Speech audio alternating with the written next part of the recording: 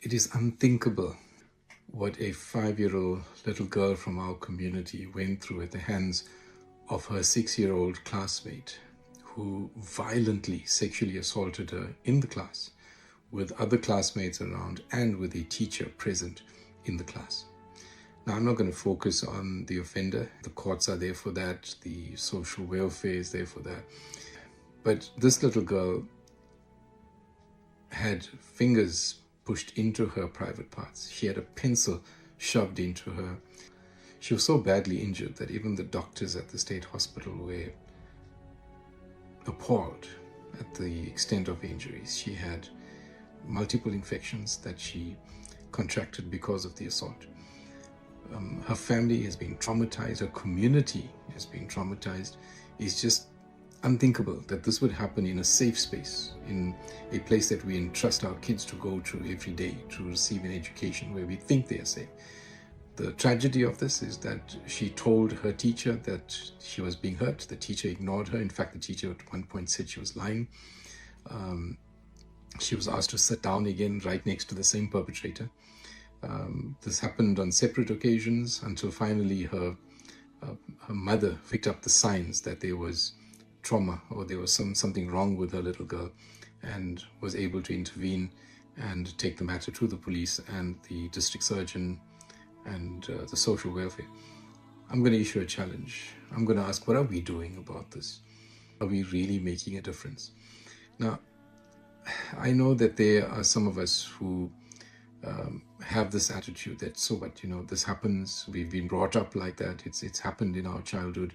In fact, I can tell you that we all, on some level, from our generations and the generations past, have somehow become desensitized to this kind of violence because we've seen it happen so often. In fact, some of us, I myself, have been a perpetrator on some level. And in fact, every one of us who at some point has perpetrated some form of abuse, if you've called a woman a bad name or a bad word, if you've raised your hands to a woman, if you've insulted her, if you've belittled children, embarrassed them, if abuse comes in various different forms. We don't just have sexual abuse or physical abuse. There's financial abuse, emotional abuse, verbal abuse, all sorts of ways in which we can abuse and hurt people. So my challenge is this: it doesn't matter what kind of background you've come from. It doesn't matter if you've been like me, a perpetrator before, and in some way you've harmed people. And some of us are sitting out there thinking, I'm not bad. I wasn't that bad. But even the smallest thing, for me, my guilty conscience gets to me, whether it's the smallest thing or the biggest thing.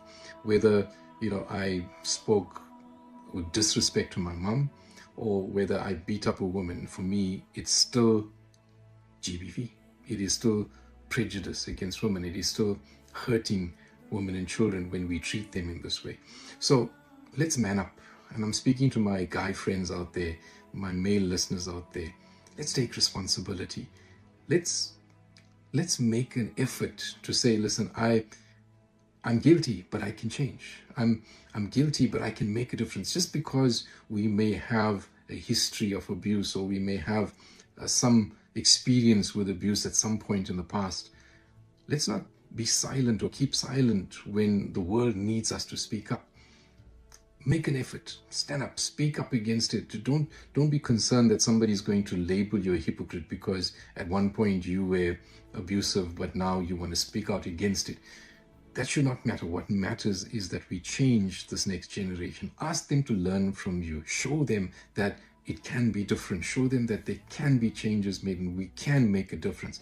Let's stand up and say that if we can change, then this next generation can change. And the next group of children that grow up in our world can be safer, and we can honor and respect the women around us because we've learned how to be people that value others around us.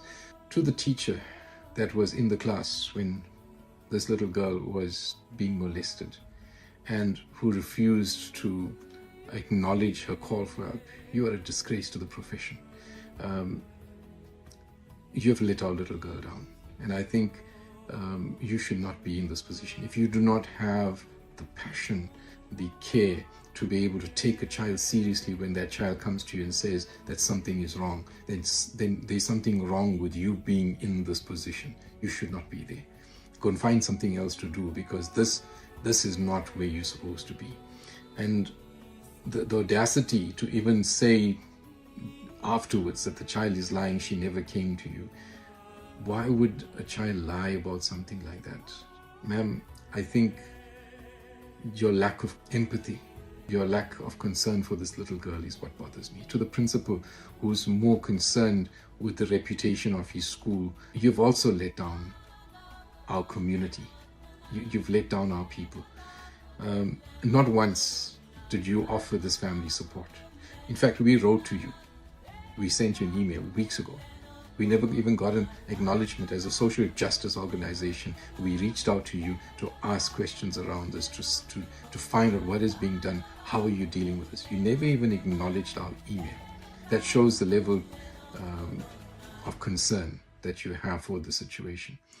The parents have not received any kind of response from you or any kind of communication from you regarding this incident. There's a life that has been ruined, a child that will never see men the same, a child that will never interact with her future the same again, simply because somewhere the system has let her down. Even that little boy that is now the perpetrator has also had his life ruined on some level. What are all the factors that contribute to this? How do we change that? How do we make this different? How do we foster a better world, a better environment? How do we make a difference? And I can tell you this, it starts with me.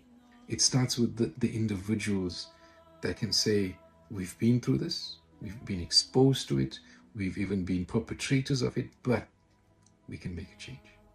We can make sure that it doesn't happen to other people. We can make sure that this is not something that is perpetuated generation after generation. Stand with me. Work with us as a community. Let's make the change. And if you can start, if you can add your efforts, your voice, your contribution to this, maybe we can build a better generation, a better world, a place where we can foster a mature, safe generation for our children in the future. It begins with me.